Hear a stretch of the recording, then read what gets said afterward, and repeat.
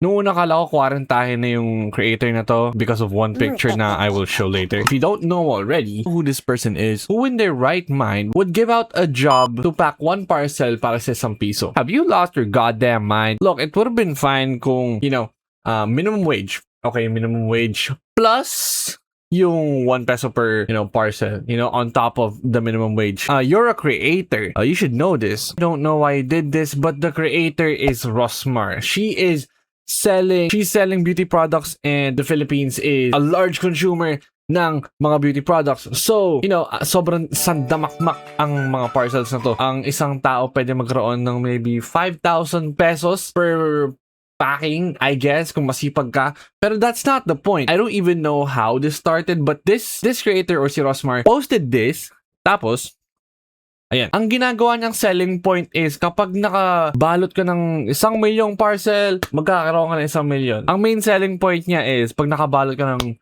2,000 parcels, edi meron ka ng ₱2. Kung nakabalot ka ng 5,000, meron ka ng 5,000.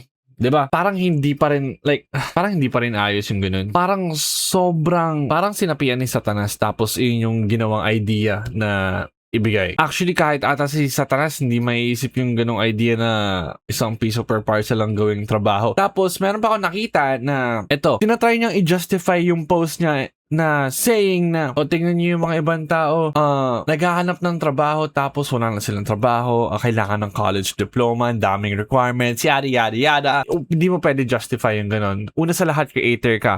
Kaya mo magpasahod ng mas mataas, doble minimum wage para sa lahat ng workers mo. Second of all, hindi porket walang requirements yung trabaho mo, pwede mo na gawin kung ano-anong bagay sa kanila. Exploitation yun, hindi ba?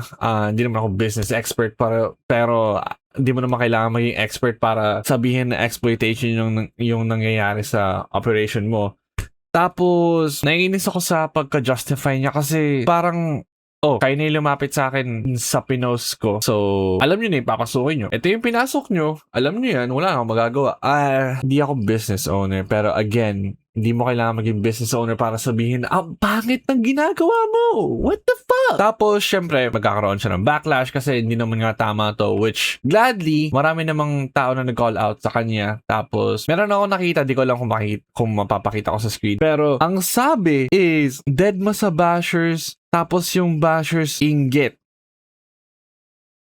Ang weird ng mga Filipinos pagdating sa mga gantong mga Pinoy, pagdating sa mga cult-like behaviors nila. Ewan ko kung bakit ganun. Pero ang nakukuha ko sa typical Filipino social media na nangyayari, epidemic, is kapag pinupuna mo or kinikriticize mo yung ibang mga creators, yung creator mismo sa yung community nila is sasabihin bash. And hindi to, like one-time thing. I know I don't need to prove myself na kung saan creator siya nangyayari. Am I right or am I wrong? Because I've seen this multiple times and I know damn well I don't need to prove myself. So, let's just move on. But actually, before moving on, this is stupid. This is actually bashing. What the fuck? Bawal gawin to ng creator? What? Kahit si Satanas man yan.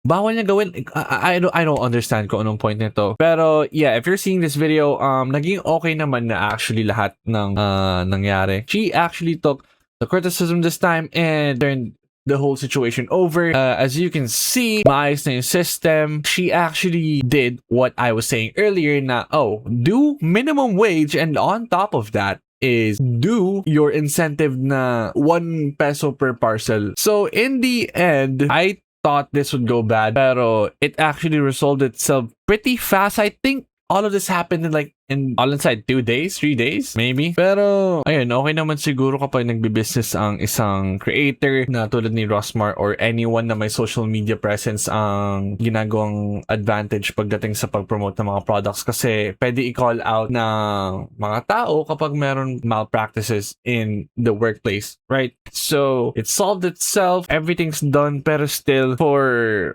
some people to actually form this type of idea in the first place is, I would say, crazy and insane. If this ever happens again, then, people can just call it out. And I think that's the beauty with content creators being entrepreneurs. And I guess wala akong masasabi if actual pangit na business owners talaga yan. Like, I don't know, Nestle Philippines or something. Pero yun, that's about it. See you.